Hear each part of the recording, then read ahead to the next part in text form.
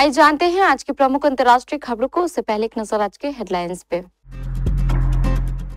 गृह मंत्रालय का राज्यों और केंद्र शासित प्रदेशों को मॉक ड्रिल का निर्देश, क्या है इसका मतलब? बंद कमरे में हुई बैठक में भी गिड़गिड़ाया पाकिस्तान, भारत की गैर मौजूदगी के बीच यूएनएससी में भी किरकिरी। पाकिस्तान ने लगातार 11वें दिन तोड़ा संघर्ष विराम, जवाब में गरज उठी भारतीय सेना की बंदूकें। कटिहार में कार और ट्रैक्टर की आमने सामने की टक्कर, 8 लोगों की मौत और घायल। पाकिस्तान का पानी रोकने की असली वजह आ गई सामने, जाने क्या कह रहा भारत। भारत पाकिस्तान तनाव के चलते भाखड़ा नांगल डैम पर भारी force, Punjab Haryana high court में बोले भगवंत मान। नेवी को जल्द मिलेगा एक और वॉरशिप तमाल, अगले महीने होगी नेवी में शामिल। इजरायली एयरपोर्ट पर हमले के एक दिन बाद यमन में 6 एयर स्ट्राइक, हुती ने इजरायल यूएस को ठहराया जिम्मेदार। शाहरुख खान ने दिखा दिया वो क्यों है किंग, ईशा ने पहना असली महाराजा का हार। कमिंस के कहर, बरपाती गेंदबाजी पर फिरा पानी, हैदराबाद की आईपीएल ट्रॉफी की उम्मीद टूटी।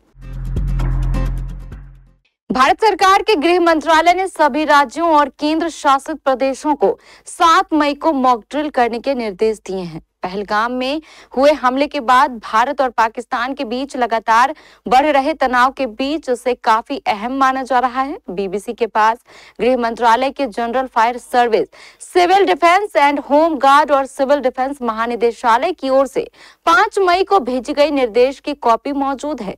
ये निर्देश सभी राज्यों और केंद्र शासित प्रदेशों के मुख्य सचिव को भेजा गया है। इसमें सरकार ने देश भर के 244 सूचीबद्ध सिविल डिफेंस जिलों में सिविल डिफेंस का अभ्यास और रिहर्सल करने के निर्देश दिए हैं। सिविल डिफेंस के कानूनों के मुताबिक गृह मंत्रालय के पास राज्यों को इस तरह के मॉक ड्रिल के लिए निर्देश देने का अधिकार होता है। भारत पाकिस्तान के बीच बढ़ते तनाव के बीच संयुक्त राष्ट्र सुरक्षा परिषद ने बंद कमरे में अहम बैठक की। इस दौरान राजदूतों ने दोनों देशों से संयम बरतने और बातचीत करने की अपील की। पाकिस्तान वर्तमान में शक्तिशाली परिषद का एक अस्थायी सदस्य है। उसने ही परमाणु सशस्त्र पड़ोसियों के बीच स्थिति पर बंद कमरे में विचार विमर्श करने का अनुरोध किया था। हालांकि उसका यह मंसूबा भी कामयाब नहीं हुआ। पाकिस्तान के गिड़गिड़ाने के बाद बैठक तो बुलाई गई, लेकिन बैठक के बाद अब तक ना ही परिषद और ना ही किसी देश ने इस मंथन को लेकर कोई बयान जारी किया। बैठक में आदत से मजबूर पाकिस्तान ने सराफत का ढोंग किया, लेकिन परिषद ने अब तक इसे कोई तवज्जो नहीं दी। 5 देशों की सुरक्षा परिषद की ओर से आयोजित यह विचार विमर्श सोमवार दोपहर करीब 1.5 घंटे तक चला, लेकिन बैठक के बाद परिषद की ओर से कोई बयान जारी नहीं किया गया। संयुक्त राष्ट्र में पाकिस्तान के अस्थायी प्रतिनिधि राजदूत असीम इफ्तिकार अहमद ने बैठक के बाद संवाददाताओं को बताया कि बंद कमरे में विचार विमर्श के मकसदों में परिषदों के सदस्यों को भारत और पाकिस्तान के बीच बिगड़ते सुरक्षा माहौल और बढ़ते तनाव पर चर्चा करने को तैयार कराना और हालात से निपटने के तरीकों पर मंथन कराना शामिल है। बैठक में टकराव से बचने की कवायदों पर विचार विमर्श भी शामिल है, जिसके गंभीर परिणाम हो सकते हैं। पाकिस्तान पहलगाम आतंकी हमले के बाद से नियंत्रण रेखा पर लगातार संघर्ष विराम का उल्लंघन कर गोलीबारी कर रहा है। बिना उकसावे के पाकिस्तानी चौकियों से यह गोलीबारी 1 या 2 सेक्टरों तक ही सीमित नहीं रह गई है, बल्कि एक साथ कई सेक्टरों में गोलीबारी हो रही है। हालांकि भारतीय सैनिक गोलीबारी का मुंहतोड़ जवाब दे रहे हैं। पहलगाम हमले के बाद पाकिस्तान ने लगातार 11वें दिन संघर्ष विराम का उल्लंघन किया। इस बार पाकिस्तानी सेना ने पुंछ में उल्लंघन किया। पुंछ जिले की सुरनकोट तहसील में रविवार देर रात सुरक्षा बलों ने तलाशी अभियान के दौरान जंगल में एक आतंकी ठिकाने को ध्वस्त कर दिया। आतंकी ठिकाने से एक improvised explosive device, 2 radio set और 3 कंबल बरामद हुए हैं। अधिकारियों के अनुसार देर शाम सुरक्षा बलों ने एक विशिष्ट सूचना पर सुरनकोट तहसील के मरहोट इलाके में तलाशी अभियान चलाया था। बिहार के कटिहार जिले में सोमवार और मंगलवार की दरमियानी रात एक कार और ट्रैक्टर के बीच भीषण टक्कर में 8 लोगों की मौत हो गई। इस हादसे में 2 अन्य लोग घायल भी हुए हैं। कार में सवार यात्री शादी समारोह से लौट रहे थे जब NH 31 पर समेली ब्लॉक कार्यालय के पास यह दुर्घटना हुई। कटिहार के पुलिस SP वैभव शर्मा ने PTI को बताया कि सभी मृतक पुरुष थे और SUV कार में यात्रा कर रहे थे। उन्होंने बताया कि हादसा उस समय हुआ जब सामने से आ रहे ट्रैक्टर की इनकी कार से टक्कर हो गई।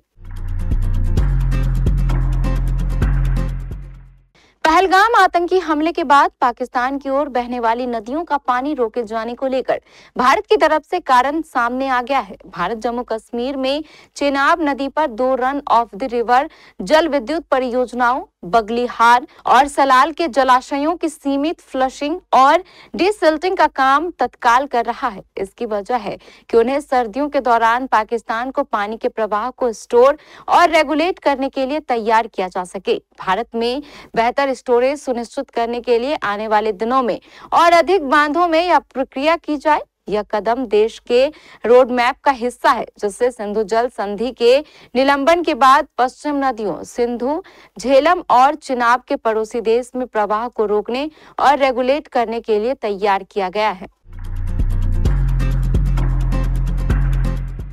पंजाब में आम आदमी पार्टी की सरकार ने एक बड़ा कदम उठाया था। उन्होंने 1 मई को नांगल बांध और उसके कंट्रोल रूम पर पुलिस बल तैनात कर दिया था। एक DIG रैंक के अधिकारी को इस पुलिस बल का नेतृत्व करने के लिए भेजा गया था। ऐसा इसलिए किया गया क्योंकि हरियाणा के साथ पानी को लेकर विवाद चल रहा था।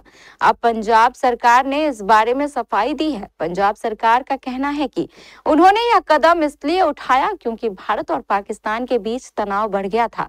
यह तनाव पहलगाम में हुई आतंकी घटना के बाद और बढ़ गया था। सरकार का मानना था कि बांध की सुरक्षा करना जरूरी है। पंजाब सरकार ने सुरक्षा तैनाती को लेकर अपना पक्ष पंजाब हरियाणा हाई कोर्ट में रखा। यह जानकारी कोर्ट में BBMB के वकील ने दी। वकील ने कोर्ट को एक ईमेल दिखाया। इस ईमेल में पंजाब सरकार ने कहा था कि पड़ोसी देश के साथ तनाव को देखते हुए सुरक्षा बढ़ाई गई है। हालांकि वकील ने HC को बताया कि BBMB को केंद्र सरकार से ऐसा कोई भी परामर्श नहीं मिला था। मतलब केंद्र सरकार ने BBMB को ऐसा कुछ नहीं करने को कहा था। इंडियन नेवी को अगले महीने एक और वॉरशिप मिल जाएगा। यह वॉरशिप है रूस में बना स्टेल्थ गाइडेड मिसाइल फ्रिगेट तमाल। सूत्रों के मुताबिक अगले महीने इसकी डिलीवरी और कमिश्निंग होगी। सूत्रों के मुताबिक सभी ट्रायल जब पूरे होंगे और नेवी की टीम पूरी तरह संतुष्ट होगी तब इसकी डिलीवरी और साथ ही कमिश्निंग भी होगी। इसके बाद तमाल को नेवी में कमीशन किया जाएगा और तब ये हो जाएगा INS तमाल। इंडियन नेवी की करीब 200 लोगों की टीम भी रूस में है जो इस वॉरशिप के ट्रायल में शामिल है। तमाल की स्पीड 30 नॉटिकल मील है। इससे anti ship BrahMos missile fire की जा सकती है। एंटी सबमरीन वॉरफेयर के लिए भी इसे खास तौर पर डिजाइन किया गया है। दुश्मन की सबमरीन के हमलों से निपटने के लिए एंटी सबमरीन रॉकेट्स और टॉरपीडो भी इस वॉरशिप में मौजूद हैं। इस वॉरशिप पर एक हेलीकॉप्टर को भी तैनात किया जा सकता है। इसका वजन करीब 3900 टन है। यमन के होदेइदा बंदरगाह पर सोमवार को 6 हवाई हमले किए गए। इन हमलों के लिए हूती गुट ने इजराइल और अमेरिका को दोषी ठहराया है। यह घटनाक्रम उस समय हुआ जब हूती विद्रोहियों ने एक दिन पहले इजराइल के तेल अवीव शहर के पास मिसाइल दागी थी। वह मिसाइल इजराइल के मुख्य हवाई अड्डे के करीब आकर गिरी थी। यह जानकारी हूती विद्रोही गुट से जुड़ी अल मसीरा टीवी ने दी है। इजराइल ने यमन पर किए गए ताजा हवाई हमलों को लेकर अब तक कोई आधिकारिक टिप्पणी नहीं की है। हालांकि समाचार एजेंसी रॉयटर्स ने सूत्रों के हवाले से बताया है कि एक वरिष्ठ अमेरिकी अधिकारी ने पुष्टि की है कि ये हमले इजराइल ने अमेरिका के साथ तालमेल में किए हैं। वहीं इजरायली मीडिया ने भी एक उच्च पदस्थ अधिकारी के हवाले से कहा है कि इजराइल ने यमन को निशाना बनाया है। मेट गाला 2025 इस बार भारतीयों के लिए और भी खास होने वाला है। ऐसा इसलिए क्योंकि बी टाउन के किंग शाहरुख खान दुनिया भर में मशहूर इस फैशन इवेंट में डेब्यू करने जा रहे हैं। नामी सितारों के बीच भारत का ये सितारा यकीनन चमकने वाला है। उन्होंने अपने पहनावे के लिए सब्यसाची मुखर्जी से हाथ मिलाया है। उनके एक एक कदम को मेट गाला लाइव में देखने के लिए फैंस को भारतीय समय के अनुसार मंगलवार रात यानी 6 मई को रात 3:30 पर ट्यून इन करना होगा। मेट गाला लाइव फीड भी कईयों द्वारा दिखाई जाएगी। शाहरुख खान के अलावा इस इवेंट में गर्भवती कियारा आडवाणी भी हिस्सा लेंगी। उनका भी पहली बार यहां डेब्यू होगा। वहीं बॉलीवुड के बाद हॉलीवुड में अपनी एक्टिंग का धमाल मचाने वाली प्रियंका चोपड़ा मेट गाला में 5वीं बार शिरकत करती नजर आएंगी। हमेशा ही अपने लुक से माइंड ब्लो कर देने वाली बाला का इस बार का लुक देखने के लिए भी फैंस की धड़कनें अभी से तेज हो चुकी हैं।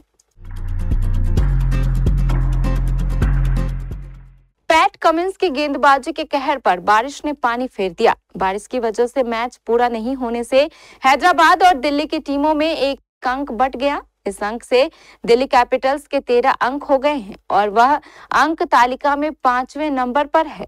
इस तरह उसकी प्लेऑफ की राह बनी हुई है। सनराइज हैदराबाद ने अपने घर में खेलते हुए बेहतरीन गेंदबाजी से दिल्ली को 7 विकेट पर 133 रन पर सीमित करके जीत की उम्मीदें बनाई थी, पर बारिश के कारण अंक बंटने से उनके प्लेऑफ में पहुंचने की संभावनाएं थम गई हैं। मैच बिना परिणाम के खत्म होने से वह 11 मैचों में 7 अंक बनाकर 8वें स्थान पर है। अब वह अगर अपने बाकी तीनों मैच जीत भी जाती है तो 13 अंकों तक ही पहुंच सकेगी। मौजूदा स्थिति में 4 टीमें भी अभी भी इससे आगे हैं। बारिश रुकने के बाद ग्राउंड स्टाफ ने पानी निकालने का भरसक प्रयास किया, पर बारिश इतनी तेज थी कि कवर के नीचे मैदान में भी पानी आ गया। 5 ओवर के मैच के लिए भी मैदान तैयार नहीं हो पाने की संभावनाओं के बाद अंपायरों ने मैच खत्म करने का फैसला किया।